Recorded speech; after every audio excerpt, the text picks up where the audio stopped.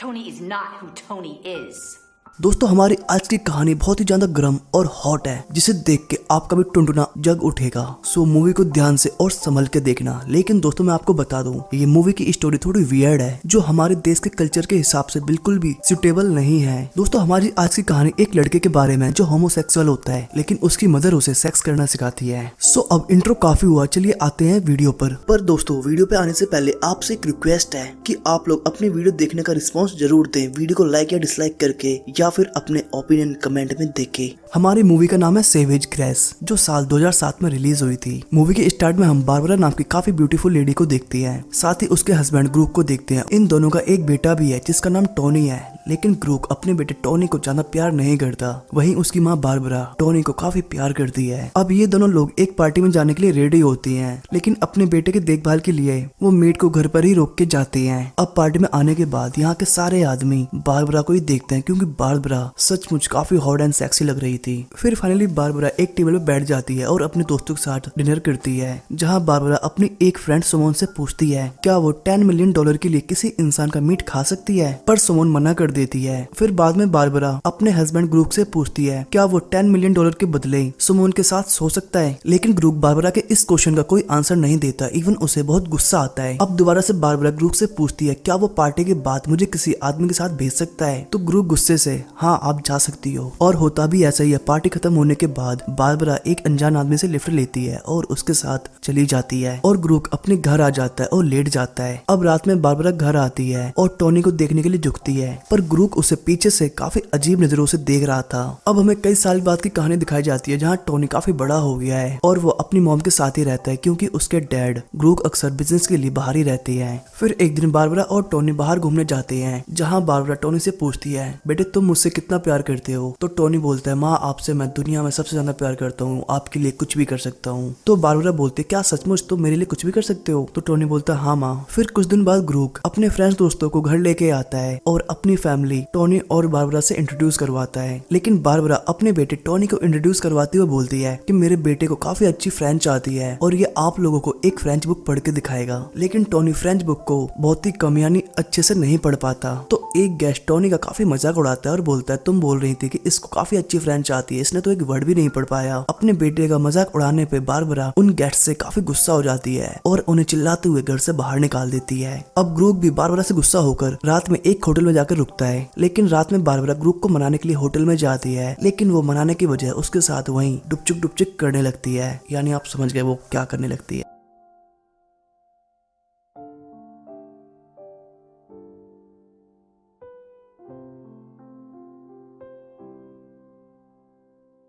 फिर अगली सुबह ये दोनों लोग घर आते हैं तो देखते हैं कि टोनी के बिस्तर में कोई और लड़का सो रहा है और टोनी बाथरूम में नहा रहा है। लेकिन ये देख ग्रूक को काफी गुस्सा आता है, और यहाँ हमें पता चलता है कि हमारे टोनी भाई थोड़े से बीच के आदमी हैं, थोड़े क्या मतलब पूरे बीच के हैं। फिर हम कुछ सालों बाद का सीन देखते हैं, जहाँ टोनी अब बड़ा हो चुका है, मैच्योर हो चुका है, जो अपने दोस्त जैस के साथ एक बीच पे सुट्टा बार यानी एंजॉय कर रहा है और लड़कियों को ताड़ रहा है। फिर अगले दिन टोनी को उसे बीच पे ब्लैंका नाम की एक हॉट बंदी दिखाई देती है, और ये दोनों लोग बात करते हैं, और बात करते हुए वो टोनी के साथ काफी क्लोज हो जाती है। फिर अगले दिन वो ब्लैंका के बारे में अपने पेरेंट्स को बताता है, तो बारबरा सोचती है कि फाइनली मेरा बेटा माचो मैन बन गया और वो भी अब पिचकारियों की धार मारेगा, और इसलिए बारबरा टोनी के इस कारनामे से काफी खुश होती है। वाह बेटा वाह, मौज कर दी। अब नेक्स्ट डे टोनी के पेरेंट्स ब्लैंका से मिलते हैं और उसे लेके पार्टी करने के लिए एक बार में जाती है, लेकिन पार्टी में ग्रुप ब्लैंका पर डोरे डालता है, यानी अपनी बेटी की गर्लफ्रेंड पर डोरे डालता है। जी हाँ। फिर रात को ये चारों लोग एक होटल में रुकते हैं, जहाँ टोनी और ब्लैंका एक ही रूम में सोते हैं, और रात को पहली बार टोनी बाइक किसी लड़की के साथ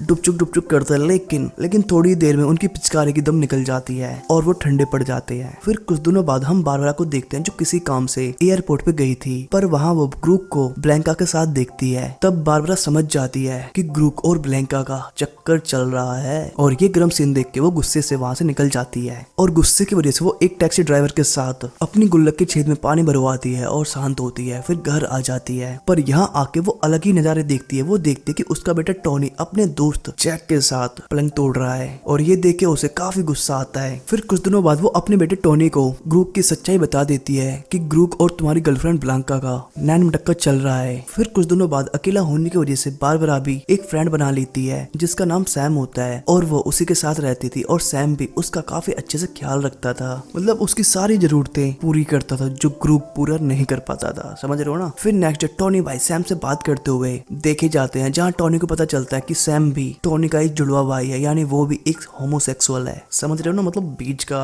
थोड़ा सा यहाँ हो सकता है लेकिन बीच का कंफर्म है। फिर नेक्स्ट डे जब वो नहा के आता है तो वो बेड पे सैम और अपनी मॉम को देखता है तो वो भी इस मोमेंट को एंजॉय करने के लिए उनके साथ में लेट जाता है। पर नेक्स्ट डे बारबरा सैम को अपने बेटे के साथ ऐसा करने के लिए काफी डांटती है कि तुझे मेरे बेटे के साथ ऐसा नहीं करना चाहिए। अब कहीं ना कहीं टोनी अपने डैड ग्रूक को एक और मौका देना चाहता था तो इसलिए वो एक लेटर लेके ग्रूक के घर जाता है और वो उस लेटर को बाहर मिट्टी में छिपाने लगता है, लेकिन ब्लैंका उसे ऐसा करते हुए देख लेती है और वो बाहर आती है। पर टोनी लेटर को वहीं मिट्टी में गाड़ के भाग जाता है और इस लेटर में लिखा था कि डैड हमें आपकी बहुत जरूरत है, प्लीज आप वापस आ जाओ। और इधर घर पे बारबरा एक पेंटिंग बना रही थी और पेंटिंग बनाते हुए वो रोने लगती है कि तभी उसके पास सैम आता है और उसे संभालते हुए ये दोनों लोग पलंग तोड़ क्रिया आरंभ कर देते हैं। इधर टोनी भाई जब घर आते हैं तो वो देखते हैं सैम और उसकी मदर लगे पड़े हैं तो वो भी उनको ज्वाइन करता है और फिर ये तीनों लोग थ्रीसम खेलते हैं। फिर कुछ दिनों बाद सैम भाई को टोनी और बारबरा को छोड़ के दूसरे शहर जाना पड़ता है और भाई इन्हें बाय बोल के चले भी जाते हैं। पर काफी दिन बीतने के बाद बारबरा अकेले होने की वजह से डिप्रेशन महसूस करती है, इवन वो कई बार तो सुसाइड करने की कोशिश भी करती है, लेकिन टोनी उसे बचाने के लिए जल्दी से हॉस्पिटल ले जाता है। फिर नेक्स्ट डे ग्रूक और बारबरा की एक फ्रेंड टोनी से मिलने आती है।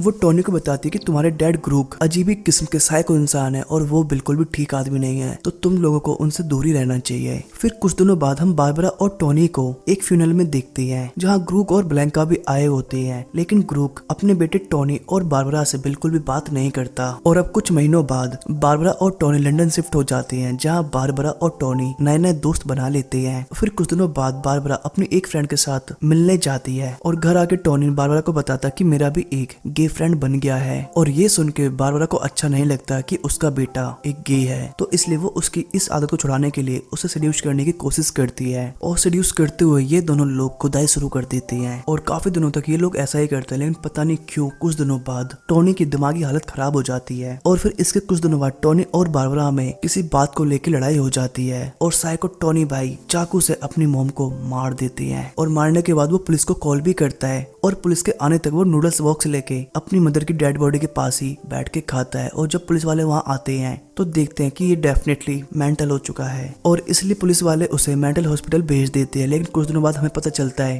कि वहाँ टोनी ने सुसाइड कर लिया है और इस तरह इस मूवी का एंड हो जाता है। सो दोस्तों, देखा ना आपने हॉलीवुड की कल्चर्स और वहाँ की मूवीज, पता नहीं वहाँ के डायरेक्टर और प्रोड्यूसर्स क्या सोच के इस तरह की मूवीज बनाते होंगे। और वैसे भी दोस्तों, हर गलत चीज और नाजायज चीज का एंड गलत ही होता है और सच में हमारा इंडिया बहुत ज्यादा अच्छा और सेफ है इन चीजों को लेकर के। सो थैंक्स फॉर वॉचिंग दोस्तों।